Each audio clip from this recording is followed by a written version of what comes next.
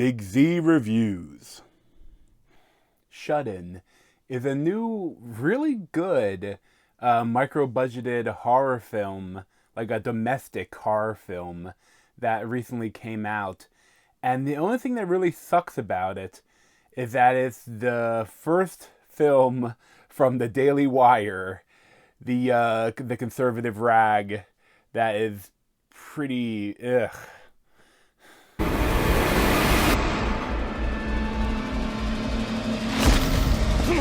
No, stop! Please let me out. Please.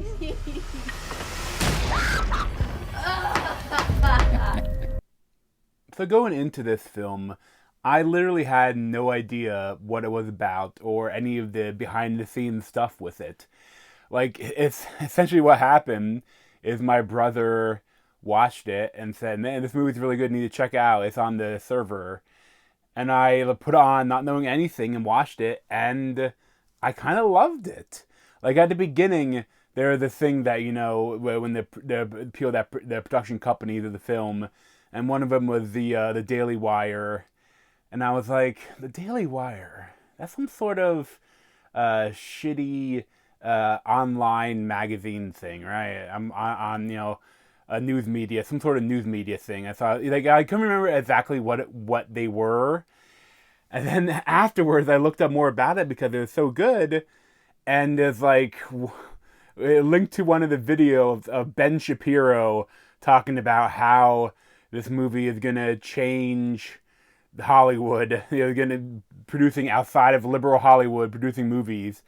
So it's something you're going to want to watch and something that you'll feel good about having watched because it reflects your values as opposed to the values of Hollywood. And the next movie they're doing is with Gina Carano. And it's like, why'd the movie have to be good? Because the movie is really good. I mean, it's definitely a micro-budgeted horror film. Like, it's like, it all takes place on this one shabby-looking farm.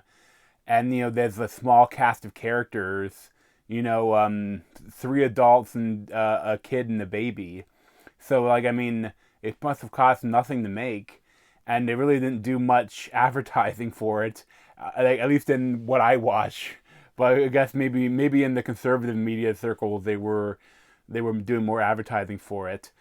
But this is the writer is Melanie Toast. I think this is on like the blacklist or whatever for scripts. Like, a lot of people like the script, but there's one that decided to make it. And the director is DJ Caruso, who has made a lot of bad films. I'm not sure if he's like an all right guy or not. But I know it's funny. I was like, for some reason, a movie review I did back in like 2017 for Triple X, the Return of Xander Cage, has been getting a lot of views lately. And I watched my old review back then when I was like over 200 pounds heavier, and I was like, it's talking about how this movie was so bad, and then the movie he did right before, The Disappointments Room, was even worse, and then now this movie is really good. But it's just definitely a fraction of the budget that he had for all those other movies. And the main star of the film is Rainey Qualley as Jessica, and she is a single mom with a young child, like 5 years old, played by Luciana Vendette, and like a year-old or less than a year-old baby. And essentially, she has gone through rehab. She is like on the right track. She's living in this old farm with like miles away from anybody. That was her mom or her grandma. I think they call her Nana. I assume it's her mom, but it might have been her grandmom. But she, like, the Nana died and left her the farm, but she didn't have enough money to pay for the upkeep, pay for the taxes.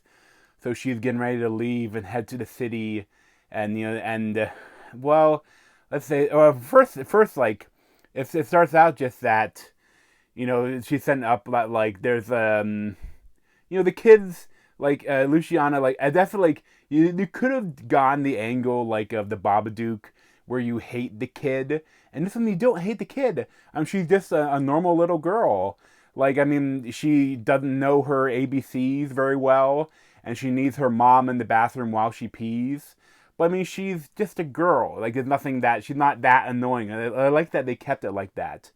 But like, essentially, she is like going to get stuff out of the pantry, and the pantry is like has is if it shuts, the heavy door shuts, it like locks the person in, and like she puts a brick, and you see like the door slowly scraping across the brick, like it's not fully stopping it, and it shuts, and she's trapped. She's shut in. She's trapped in the pantry, and right away you have some great moments. But then like she's trying to get the daughter to figure out how to open the door, but she's not strong enough. She can't do it. And then like you think it can't get worse, but then you hear a car pull up, and you hear that the girl say, "Hey, Daddy's here," and that her meth addicted baby daddy, your ex boyfriend, has come by the house, and like she has a cell phone, and she's like it has no minutes, but you can still call 911 with a cell phone with no minutes. But she's looking at the cell phone and thinking like, should I trust him to let me out? And they're like, okay, go get Daddy and tell me I'm stuck in here. And she does that, and then the ex-boyfriend comes in and like kind of berates her that for being so stupid enough to get stuck in. And then but like the thing is, he's not alone, and this boyfriend is played by Jake Horowitz, but this guy came with him that he likes to do drugs with. That's a meth addict, a pedophile, played by Vincent Gallo. And Vincent Gallo is a guy that I guess has been canceled for being like super alt-right. And I didn't really know anything about it, but I guess it's a good role for him being a meth addict pedophile. I guess that works. I don't know. But he kind of like so they let her out, and she's like trying to play a situation. I mean, she's about to leave, take her kids away from this guy, even though he hadn't been around for him.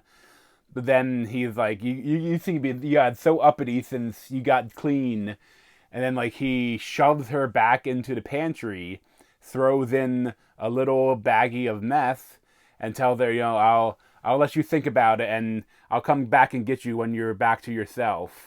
After you're not clean anymore, you've taken the meth. And like then not only does he shut the door, he also nails in a bunch of 2x4s, also putting a nail through her hand. And then and then they leave, and then now she's stuck in the pantry, and her daughter is out there, and her baby's out there, and they have to try to figure out what to do. Like she can't get out, and like the tension is so well done. Like I said, like the acting isn't perfect from all of them, but I really like Rainey Qualley. Like she has a southern twang to her voice, and she's beautiful, and like you really feel for her. Like and I mean, and it's something about the domestic horror that is so interesting and so different from a lot of other movies. Because I mean, yes, the meth pedophile is very scary, but I think it's almost more scary that her little girl Lainey has to take care of herself and take care of the little baby. And like they have nothing, like all of their food, like she packed it away in the car, but they're about to leave, and like they took the keys to the car and they took her cell phone. So like there's no food in the house. So like the only thing in the pantry is a bunch of jars of the Nana's apple butter. So she just like puts it on a plate and slides it under the door, like for the child and for the baby to eat something. And she also is trying to give him, to try to make formula to give the baby a bottle, and like changing the diaper. And like one of the it's kind of weird. One of the scarier moments I've seen in the movie recently was just this thing when all of a sudden you hear a thump and you hear a baby start crying, and it's like, oh, what did this kid do? What happened?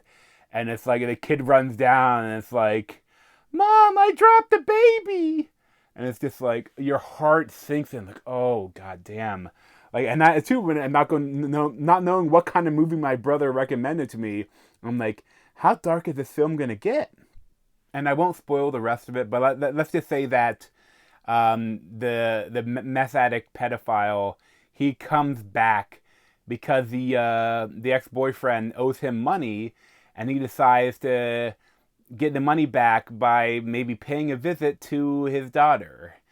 And it's like, and there's shenanigans ensue with her having to try to protect her children when she's locked in here. And it's like, so much of it is just so interesting and really well done, honestly.